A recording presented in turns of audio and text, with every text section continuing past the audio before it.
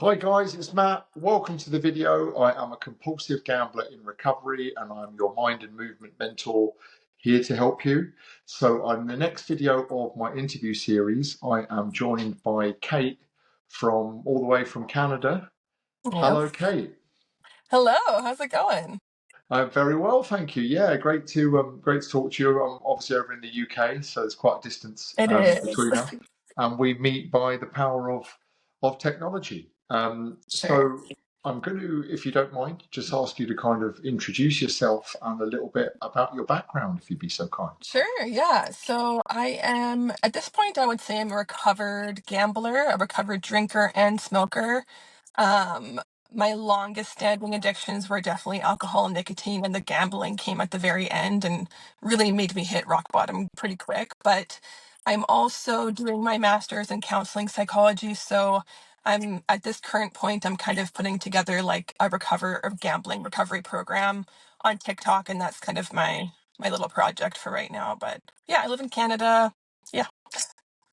Excellent. Yeah, this is how we crossed paths. Was on TikTok, and I kind of felt that you had like a real unique view on recovery, which was, why it would be a great fit for us to talk. Please share in as much detail as you want about your gambling, how it started, and Yeah. what went on, if you'd be so kind.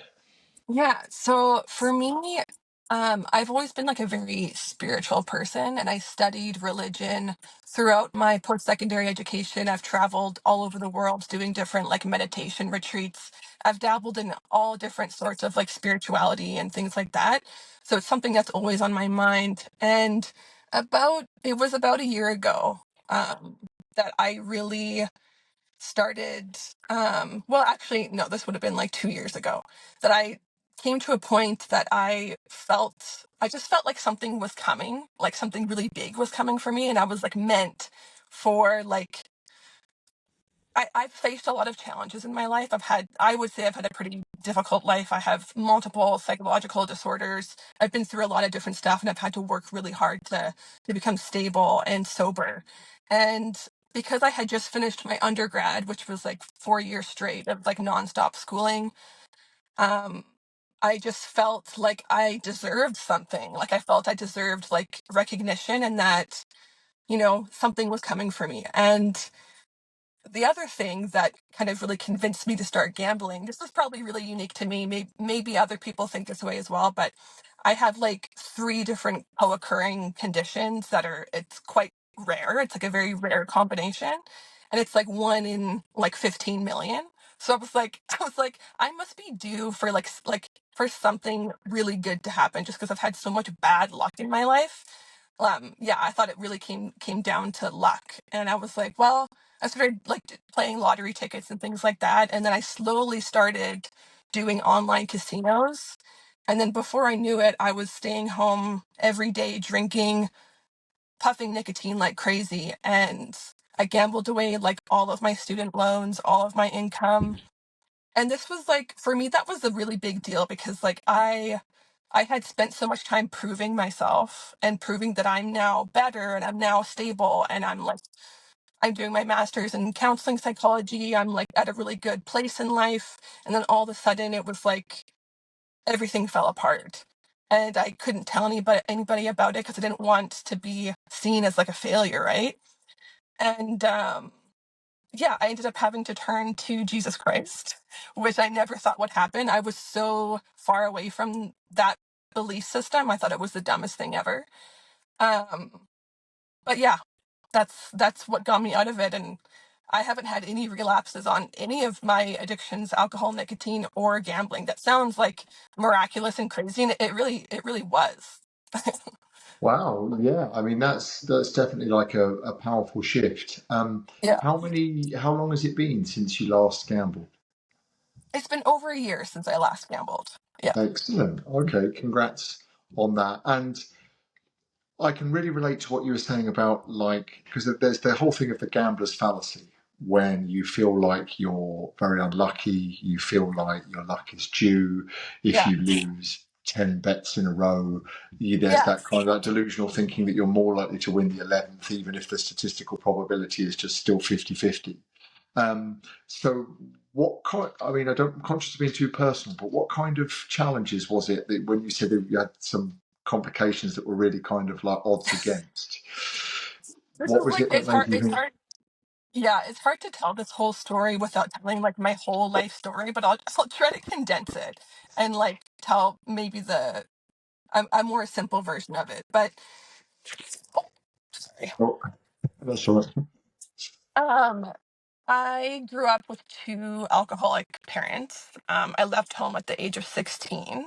So I've been on my own for quite a long time, and I obviously entered into my own addictions throughout that journey. But I have been diagnosed with a rare neurological disorder called narcolepsy that causes me to fall asleep a lot and have really intense, vivid dreams and hallucinations, which has a huge effect on my life. Um, and I also was diagnosed with a personality disorder called borderline personality disorder. It's like the most stigmatized personality disorder. Usually, if someone says they have BPD, like people run the other direction. So, like, that was a huge challenge in my life. Like, I've made a lot of mistakes. I've experienced psychosis. Yeah, so like a lot of challenges and a lot of like drug use, a lot of risk taking, and so it's taken me quite a long time to navigate that entire situation. Yeah, that does sound like a lot of things to be dealing with kind of simultaneously. Yeah.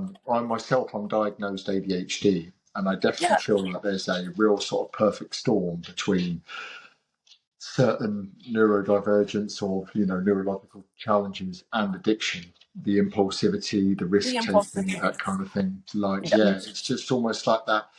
I would describe it as maybe sort of real kind of lack of long term thinking. So inconsequential thinking, thinking about what feels good now, rather than where my actions are going to take me. Would you say that was kind of similar for you? Very intuitive, fast acting decision making. Like I thought I was connected to God. I was using my intuition all the time and like making decisions based on my heart. But they were always very impulsive, like short-term fast decisions, and they were always wrong. Yeah, no, absolutely. So, how long do you think your gambling lasted for from when you first, you know, you did your first gambling activity until you knew that you were kind of in a problematic relationship with it? It was only about 6 months total with it was a slower ramp up, and it was a lot of it was online at home, but then at the time I was for work I was traveling a lot, so whenever I would leave town I would just go to the nearest casino. But like just to give you an example of like the severity of it, like it was short term, but I was so it consumed my thoughts so much that I was playing online slot machines on my phone while I was driving. Like I, Oh, I wow. didn't I didn't like I didn't care about the risk. I was just so desperate to gamble. Yeah. Yeah, I can relate to that, where you're so kind of infiltrated in your consciousness that Yeah. just any waking moment, I've done it, I regret to say, sort of in client face to face meetings, kind of just sort Yeah. of under the Yeah. table. Driving's another one that, it's just almost feels like wasted time driving from point A to point B. Yeah. How can I Yeah. stimulate myself? And not stuck in stationary traffic, it could be going reasonably fast down quite a fast road. That's a real big one. One thing that I think we connected, I think, I can't remember who messaged who, but I've recently been describing addiction as a parasite. Yeah. And every time I say it, the more profound it gets. And I've been saying it a lot on the content on my channel, because I literally do feel like it is a hijack of your consciousness and you're being run by like a demonic entity. If I'd have said this, someone had said this to me probably even 2 years ago, despite the fact I would have been gambling for 20 years at that point, I probably would have said, yeah, I don't know. Yeah. Now I am absolutely convinced. I know you share the same view. Would you mind telling us a bit more about your thoughts on this? Yeah, that's kind of like that's the direction that I'm taking, especially on my TikTok and within my recovery program. It is very faith-based. And my so I was thinking about this recently, and I think my whole life can actually be viewed through two different perspectives. One of them is through the perspective of psychological disorder, which I described to you, and that's like probably the most like common way someone would see my life story. But the other way is like through the Christian worldview lens of like demonic torment. Um, I mentioned my narcolepsy to you, and one of the biggest ways it affects me is like really intense dreams where like people talk about like lucid dreaming and astral projection and things like that. It's that, but like dial it up to like 1,000 in terms of like vivid. It's more vivid than real life for me, and it became very confusing and disturbing. And most of the themes of my dreams were like demonic torment, torture dreams, like really dark, really painful. And I was so far away from the idea of Jesus Christ that I actually thought it was more likely that Satan was God. Like that's how much I didn't like the idea. And even though I was experiencing these really painful, demented, disgusting dreams, I still was so resistant to opening myself up to Jesus. And it really was the gambling addiction that brought all of that to an end, because once the gambling took hold of me, I knew so certainly that I wouldn't be able to beat this. Like, I just knew I was defeated. Like, I didn't really know for sure at the time that, like, the gambling addiction was also a demonic thing, but I knew I was powerless and I knew I couldn't beat it on my own. So that's when I called out to Jesus Christ early in the morning one morning, and I put down my vape, and I didn't touch alcohol or gambling since that morning. So the gambling addiction actually was kind of a blessing for me because it brought everything to a close. It brought me to Christ, and it set me free from pretty much every problem that I had. Wow, I love that. I mean, that's obviously a very bold, powerful move. You obviously lent into your faith to be able to do it, but addictions are addictions for a reason in terms of their strengths. So you being able to give up kind of things really quite spontaneously is massive. I think it's yeah. I think I understand that some people aren't hugely religious or hugely spiritual, but I think there's something about addiction that makes you so introspective in terms of the way that you think about yourself. And it does feel like there's different levels of energy and different levels of like consciousness and frequency at play. It really, really does. Can I ask, how do you manage like your BPD day to day? Is there certain practices that you have for that? Well, I think for me, well, for a lot of people, BPD is something that fades with time, especially when you get into your 30s, which I am now in my 30s. For some people, no. For some people, they struggle their whole lives. But for me, I really did calm down probably like starting 4 or 5 years ago. And it's been kind of like a slow decline into regularity and stability, and just learning which patterns are destructive for me and which relational patterns to stay away from and things like that. Um, but uh, lately, in terms of like since I stopped all of my addictions, my main coping mechanism for everything in life is just talking out loud to God as if He's my counselor. Yeah, I do it all the time, and yeah, it works for literally everything. Yeah, I think there's 100% definitely something to be said for that. I think interested that you mentioned patterns. I think since I've been in recovery, I'm really concentrating on different thought patterns I have, almost like, am I in the paradigm of just feeling good now? Am I still thinking about what's going to serve me? Am I thinking about like where I want to be going?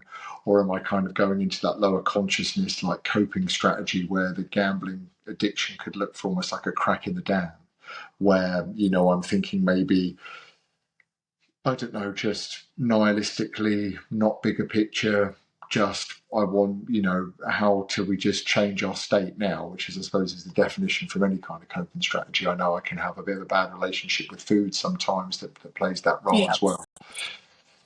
You know what? Um, since I am doing my master's in counseling, and this kind of ties, this is about the recovery program that I've created. What it really involves, and my main coping strategies that I've learned about through my master's in psychology, plus through my faith, is I specifically rely on, it's something called cognitive behavioral therapy. It's like the most evidence-based, common therapy that can be applied to a lot of different things. But there's one specific intervention called cognitive restructuring, where you scan yourself and you scan your mind for lies. Lies that you tell about yourself, lies that you believe about yourself, maybe about your self-worth, about your purpose, about anything. You scan for lies and you consciously trade it for the truth. And that process is pretty much the exact same process that is used within Christian faith circles, called renewing the mind. It The only difference is you get the truth from Christ, as opposed to just an objective truth that you believe yourself. The truth in Christ is actually better, because the truth is that you are extremely special and you have a really wonderful purpose that you were designed for, and that you are loved beyond your imagination. So I think that it's the most freeing realization, and it gets more and more clear the more you remind yourself of that. So that that intervention, anybody can apply that to themselves throughout the day. You just have to get better at catching yourself in those lies and those negative thought patterns. So I rely on that a lot, and then obviously the just talking to the Holy Spirit. Yeah, I absolutely love that. I think there is a level of responsibility, I think, where you need to check your own head, I was going to say, or like kind of mind. I often get messages like, what's the best way to quit? And I'm kind of almost like, in some ways you're asking the wrong question, because you think I've got this magic bullet, or you think I've got this one thing that you can just take from me, and then boom, it's like, no, it's so multi-leveled of everything from, like you said, your own cognitive psychology, to looking at your patterns, to looking at what gambling gives you, what it doesn't give you. Because I think it's important to acknowledge that for me, gambling was a lot about escapism. It was a lot about being emotionally dysregulated and not wanting to sit with certain emotions. I think it's foolish to just say that it doesn't give you anything outside of just winning money. There's something usually that it's bridging the gap for. And when you do that kind of inner cognitive work, you're more likely to reveal it. For sure. Yeah, for me, well, gambling, alcohol, and nicotine were big coping mechanisms for my. I really didn't like being alone. That's part of a BPD trait, is like just intense fear of being alone, and I couldn't stand it. So like, yeah, for a lot of people, it is a coping mechanism, a way to escape. Um, yeah, a way to feel worthy and valuable, even though it doesn't end up that way. Yeah, no, absolutely. It's What other things have you learned from your becomes so fascinating? It sounds like you've taken psychology really quite in depth, and obviously Yeah. you're designing this program. Any other nuggets that you can share with us that people who are maybe struggling with gambling addiction specifically could apply? I think it is really important to start noticing and being hyper aware of all of your triggers. And those triggers could be for gambling, it could be for food, it could be for like seeking comfort, really. And for me, I don't know if people will relate to this, but for me, one of my biggest triggers for all of my addictions is music. Um, and casinos always play good music. I don't know if you've Mm. noticed that, but they Yeah, do. It's like it's the best atmosphere. It's like it's easygoing, it's joyful, or it's about past relationships. For me, like my addictions have been very connected to instances of like heartbreak and like maybe emotionally abusive relationships. And that's one thing that I learned in my undergrad that I thought was really interesting. um the reason why slot machines and casino games are so addictive is because they function on a variable, random, unpredictable schedule of reinforcement. That's why it's like through classical conditioning, it's like the pigeon in the box that's just like constantly hammering on that button for a pebble of food. And it's so, they keep on doing that so intensely because they don't know when it's coming. All they know is like it will eventually come at some point. And that schedule of reinforcement is the exact same thing in emotionally abusive relationships. So I think there is kind of like a correlation and an overlap of people who have maybe experienced like dysfunctional relationships that are drawn to casino games because it's an echo of that. It's the same story happening all over again, and it's so powerful, and it's so hard to let go of. Yeah, you know, I never really thought about that. The idea of like you say, because it's an emotional roller coaster, isn't it? Like you don't win, you nearly win, you win. Like you think you're going to win, you don't. You know, there's that kind of it's keeping you very highly charged. And we know that casinos do an awful lot of things, from everything from not having like structured corners in the room to keeping the room at a certain Yeah. temperature to the table layouts in certain colours and things like that. A hell of a lot of thought has gone into it by some very smart people, hasn't it? Too. I'm Yeah. really fascinated by the music, though. What you said. So when you say that's a trigger, do you mean like almost like a nostalgic moment for the past, or do you mean it puts you in a certain mood, in a certain state, or what? What do you mean by that? For me, music, like I've always been very reliant on music for like emotional regulation and for just to improve my mood. But for me, music has always been tied to my addictions. It makes me like it so badly makes me want to have a drink with the music, plus have a smoke with the music, plus gamble with the music. And so I I've had to basically completely get rid of like music that I've listened to my whole life and like playlists that I would listen to pick me up and feel good because they just would always bring me to my addictions. That's just how it's been for me. Wow, yeah, that's very, very fascinating. I definitely go through an ADHD type listening to the same song over and over again. Me too.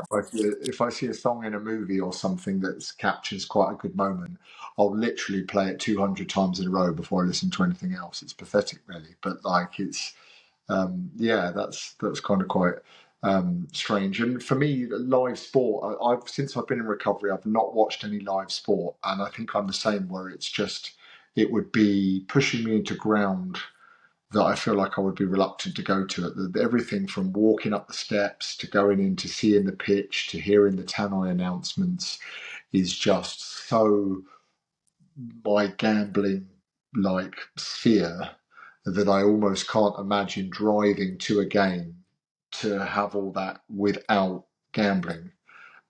Therefore, it's just a bit of a no for now. Even many sports on the TV for that reasons, kind of.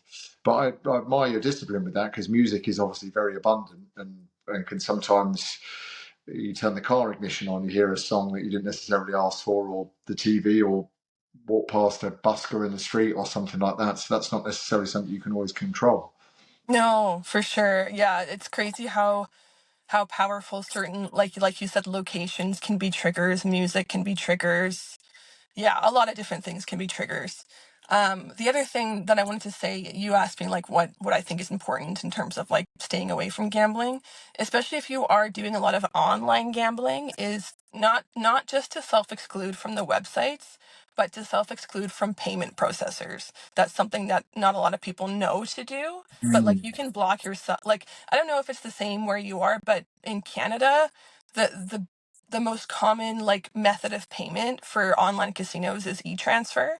So you can block yourself from the e-transfer processor so that like you won't be able to gamble on any online casino. And it helped me a lot. I like that a lot, actually, yeah, because there's a lot of sinister gambling outlets these days that actually advertise themselves as not being on the blockers. And Yeah. you just think, how tragic is that? That you're clearly marketing to someone who has blocked in the past or is currently blocked because they know they've got a problematic relationship, and you're offering them the loophole here for them to try. But like I said, with the payment processes, it's a hell of a lot more cut and dry. That's the way the money goes through. So you block that, you've kind of got all bases covered, as it were. Yeah, that's so tell us a bit, please, about your what you're building with the gambling program. What is your goal with this, and what was the inspiration for that? I've got some pretty lofty goals with it. Um, it's basically the entire process I described to you. It's the CBT techniques. Um, so like kind of facilitating a confrontation of the lies and trading it with the truth.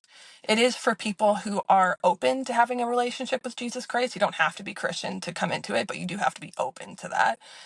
It also gives, I have like a whole homework book that gives you like step by step prayers and meditation techniques, dream journals. I don't know about you, but for me, dreams that have been really important. And I think that's true for some people, not all people, but using dreams to kind of find your way out of addiction and looking for symbolism and just learning more about your story of why you turned to gambling in the first place and writing your story out of the addiction. Hmm. Love that. I think anything that you can do to be introspective is huge. I watched a post earlier in this chat was saying the highest form of intelligence is something called, oh, I can't remember if it's like metacognition or something I like just that, saw which, that. I just saw that did you? today. Yeah, like, which is like, it's clearly on the FYP page or whatever it is, but Yeah. which is essentially thinking about thinking. So I think people on the spectrum do this more than neurotypical people, which is often why they just kind of have these thoughts. Whereas I have always been quite good, sometimes to my own detriment, because I overthink and I think myself into knots and blind alleys.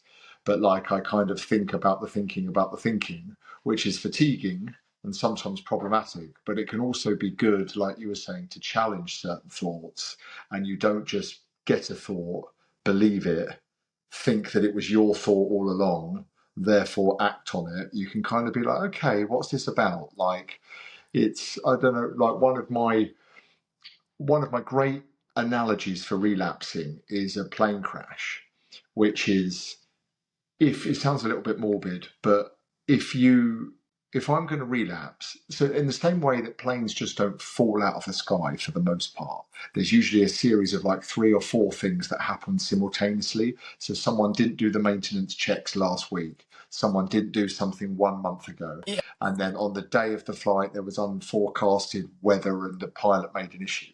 If three out of those four things happen, the plane just carries on, no one knows. All four things happen, then it's disaster. So I kind of think like, what was I doing a month ago, or what have I maybe ignored of like some thoughts that I've let creep into my head? What happened last week that I didn't overly police? Now today I'm in a bad mood with low blood sugar, and I've just had an unforeseen expense. My car's broken down. I've got to find an extra £1,000 that I don't have.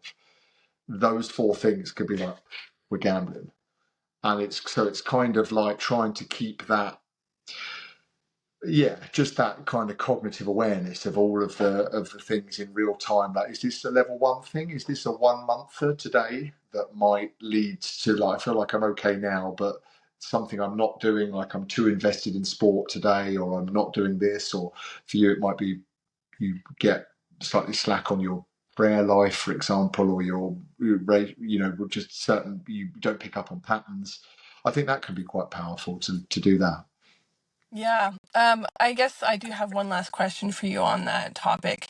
Do you believe that compulsive gamblers truly are autonomous? Because, like, especially in your example there, it's like when all of those different things happen for this chain reaction that is just overwhelms you with a situation where it just doesn't feel like there's a choice, right? And you can say this is a common kind of argument in terms of people who are addicted to really heavy drugs, like incapacitated kind of situations. Like, do people like that really have autonomy? Like, can you really choose not to give into the urge? I had an argument with someone about quite intensely about 6 months ago, who said that it's always a choice. No one is writing a betting slip out for you. It's always a choice. And I think I was offended because of my situation. And I think I didn't like the idea of that because I didn't want to face 25 years of my life where I could have made different choices. So I Yeah. got offended almost with regret. But I telling you now, I have been in my car and been like, I don't want to gamble. I'm not going to gamble today. and then I am driving the car to somewhere to gamble. And there'll be like a glimmer of consciousness that comes in and be like, but there's only Australian football on. You don't know anything about this. You don't know any of the teams. You could not name one player on the field. And I'm almost like, thanks for your thoughts. Still driving. For sure. Pull up the car, buy a parking ticket, another glimmer. There's still time. Go back to work. What are you doing here? Thanks for your thoughts. And like, I just, and it's, if I bumped into someone who I hadn't seen for a while, I would just, I wouldn't want to make small talk. It is like I am being run, and I am just like, it would take almost a physical intervention of about 3 or 4 of my mates to grab me simultaneously, and their strength overpower mine and sit me down and be like, right, where you at? What are you going to do? And even then, I feel like I'd be in a straitjacket. That is my experience, and I don't know whether that is a worldview that I've created, a narrative that has become somewhat self-fulfilling, but it genuinely feels like that, and I'm sure you can relate to that. Yeah, I think about it a lot because what we're being taught in my master's program here in Canada is that people who are heavily addicted, that we have to respect their choice to continue living that way. And that's why we don't have, well, it's things are changing, but that's why you have to choose to go to a rehab, right? And that's why we have safe injection sites, and that's why we have a huge drug problem because we are respecting their autonomy but not really helping them, right? Because these drugs are so powerful, there's no way they can choose to stop it. They're completely controlled by the drug. And I think gambling is very similar, because I know, when I was deep in it, I knew I couldn't choose to quit. That's why I turned to Jesus Christ and it set me free. I don't know if that works for other people, but that's what I'm going with. Now, I think I can 100% relate to sort of, the serenity prayer and, a power greater than yourself to help with you, without a doubt. Yeah. I put a post up the other day, and this guy was talking about being addicted to Diet Coke. And then someone in the comments said, yeah, notice he didn't say addicted to gambling because it's literally impossible to be addicted to that.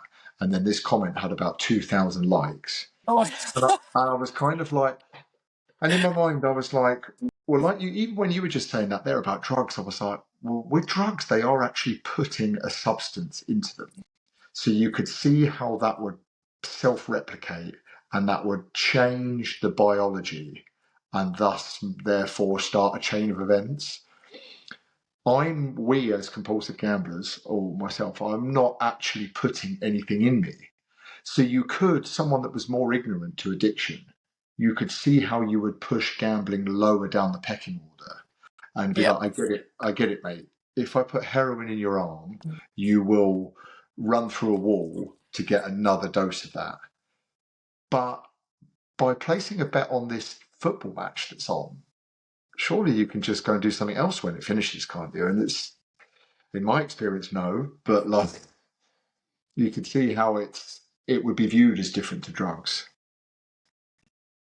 That brings up, so I've been arguing with some people in my comments, about how it is a really common belief I'm finding that gamblers are actually addicted to losing. A lot of people believe that, and everybody claims there's research supporting that, but it's not true. If that were true, everybody would be throwing their money out windows and giving away all of their valuables because it gives them a dopamine hit. That's the research they're referring to. But really what's happening with gambling is you are getting dopamine from the anticipation, not from losing. You're just constantly in a state of anticipation, thinking something good is going to happen, and it never does. So you're addicted to the anticipation, and that's what's so powerful about gambling is the unpredictable reinforcement and anticipation for that reinforcement, not the losing. That's impossible.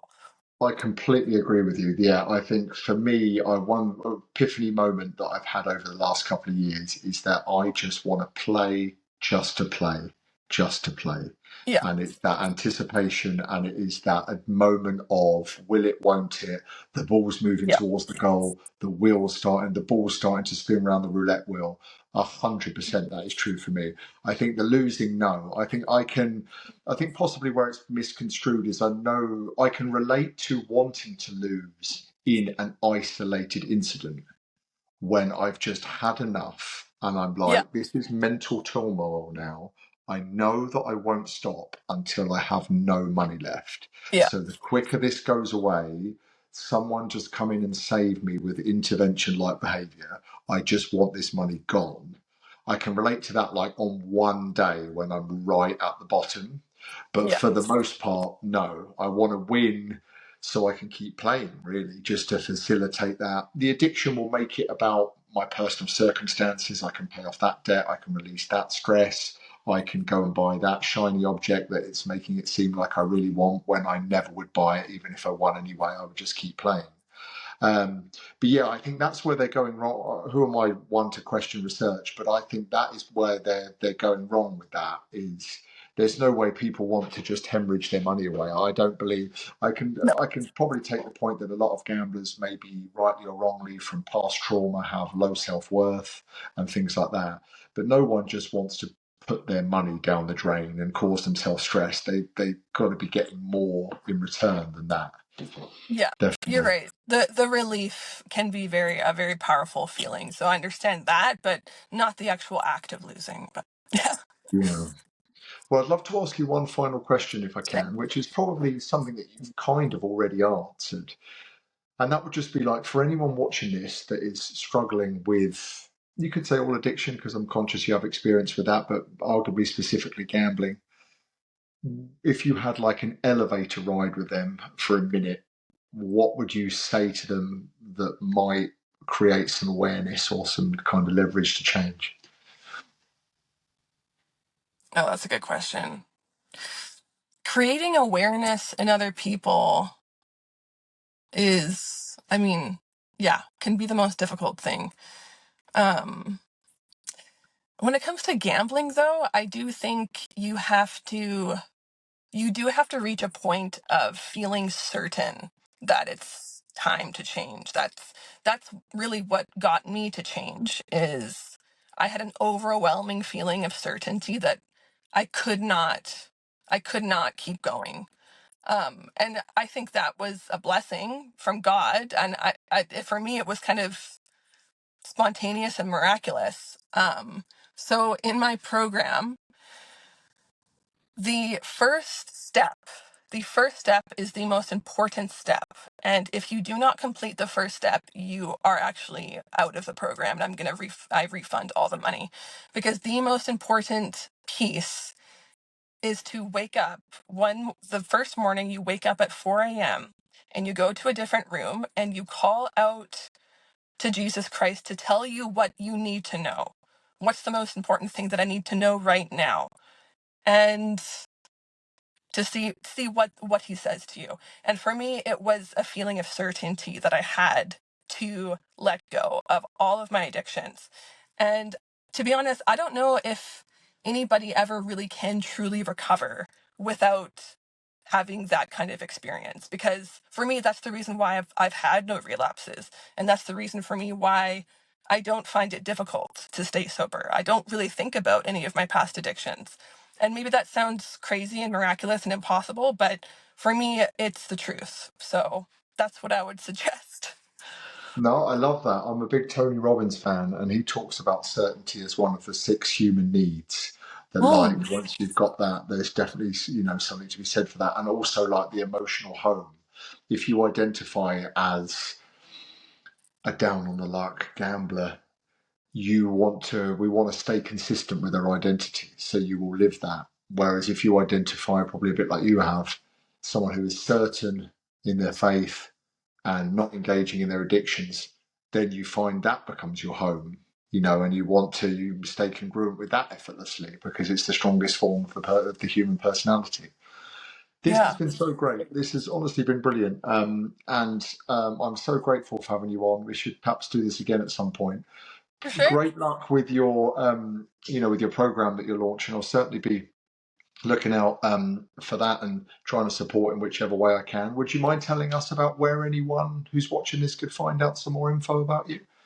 Yeah, right now my website is live. It's gamblingrecovery.com, and I will be changing my TikTok username to reflect that, but right now it doesn't. But yeah, that's where you can go. That's a very impressive domain. That's It's a good one. It's a good one. yeah, that's very good. Yeah, I'm sure you're going to get a lot of searches on that. Fantastic. Yeah. Well, thanks so much again, Kate, and I will speak to you soon, and we'll stay in touch, I'm sure. Guys, thanks so much for watching. If any of these topics today are useful to you, I'm always grateful if you can share this video with someone who may be struggling. I'm very, very passionate about gambling addiction. The trajectory in which that's heading in is very concerning as an understatement. And I make these videos for people who are struggling, and I want to reduce the shame around gambling by sharing some lived experience and trying to kind of create a bit of a community. So thanks so much for watching, and I will see you in the next video very, very soon. Take care.